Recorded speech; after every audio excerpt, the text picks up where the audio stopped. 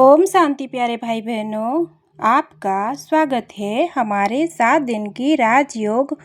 Meditation course की श्रृंखला में। आज हम जानेंगे गीता ज्ञान हिंसक युद्ध करने के लिए नहीं दिया गया था। आज परमात्मा के दिव्य जन्म और रथ के स्वरूप के ना जानने के कारण लोगों की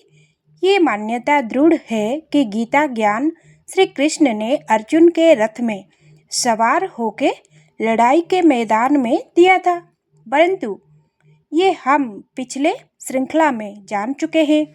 कि गीता का ज्ञान भगवान श्री कृष्ण ने नहीं बल्कि परमपिता परमात्मा शिव बाबा है। आप ही सोचिए कि जबकि अहिंसा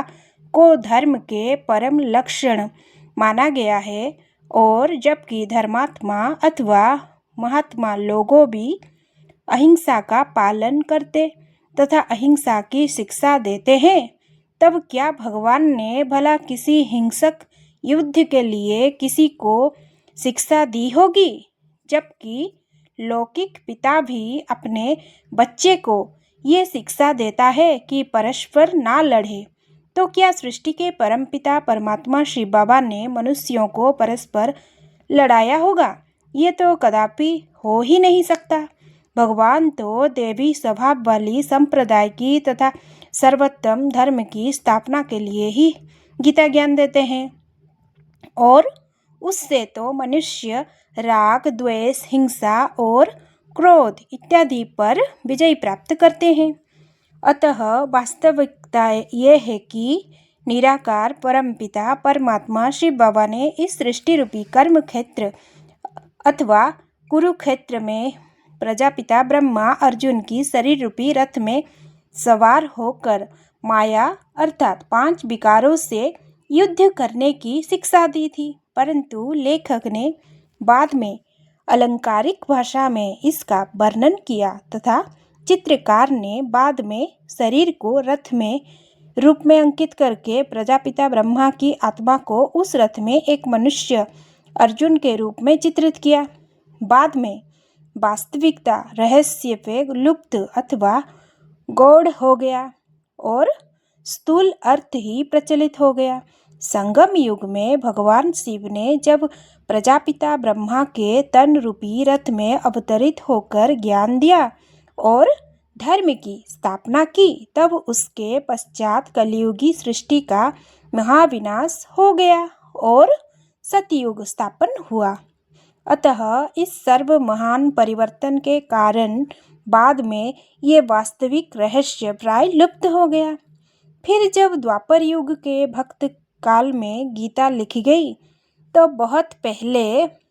संगम युग में हो चुके इस वृत्तांत के जो रूपांतरण वेद व्यास ने जो वर्तमान काल को रूपांतरण करके किया, तो समय अंतर में गीता ज्ञान को भी वेद व्यास ने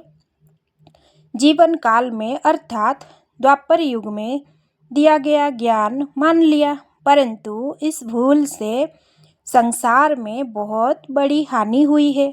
क्योंकि लोगों में ये रहस्य ठीक रीति से ये मालूम होता कि गीता ज्ञान निराकार परमपिता परमात्मा शिव ने दिया था, जो कि श्री कृष्ण के भी पारलौकिक पिता हैं और सभी धर्म के अनुयायी के परम पूज्य तथा सबकी एकमात्र सद्गति दाता तथा राज्य भाग्य देने वाले हैं। तो सभी धर्म के अनुयायी गीता को ही संसार की सर्वोत्तम शास्त्र मानते और उनके महावाक्य को परमपिता के महान वाक्य समझ के शिरोधार्य करते और वे भारत को ही अपने सर्वोत्तम तीर्थ मानते तथा शिव जयंती को गीता जयंती तथा गीता जयंती को शिव जयंती के रूप में भी मानते। वे एक ज्योति स्वरूप निराकार परमपिता परमात्मा शिव ही है। योग युक्त होकर पावन बन जाते तथा सुख शांति के विरासत ले लेते, परंतु आज उपरोक्त सर्वोत्तम रहस्य को ना जानने के कारण और गीता माता के प्रति सर्वमान्य निराकार परमात्मा शिव के स्थान पर गीता पुत्र श्री कृष्ण देवता की नाम लिख देने के कारण गीता का ही खंडन हो गया है और संसार में घोर अनर्थ, हाहाकार तथा पापाचार हो गया और लोग एक निराकार परम पिता की आज्ञा मन मनाभव अर्थात एक मुझको ही याद करो, इसको भूलकर व्यभिचारी बुद्धि वाले हो गए। आज फिर से उपरोक्त रहस्य को जानकर परमपिता परमात्मा शिव से योग युक्त होने से पुनः इस भारत में श्री कृष्ण अथवा श्री नारायण का सुख धाम की स्वराज की स्थापना हो सकता है